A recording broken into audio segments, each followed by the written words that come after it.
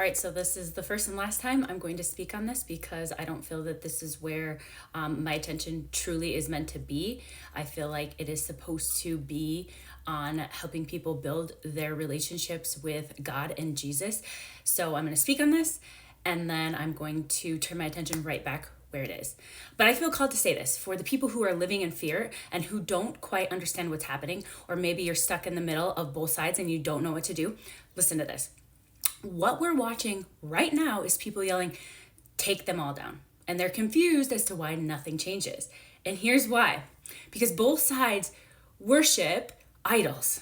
One says it's about love and justice, and the other says it's about God and freedom.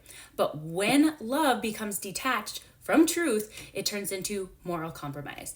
God absolutely calls us to love our neighbor, but the first commandment is to love him with all your heart, soul, and mind. And when loving people becomes elevated above loving God, identity starts to fracture. That's spiritual and psychological misalignment. And the enemy is subtle. He doesn't destroy truth outright. He distorts it. He takes something God created and he twists it just enough that it feels right. That's how deception works in the brain too. Cognitive distortion doesn't feel like rebellion, it feels like righteousness. And then on the other side, there are people who claim Christ but place their hope in political saviors, cultural dominance, or earthly power. That's idolatry too. If your nervous system feels safer because of a politician or a movement than because of Christ, that's misplaced attachment.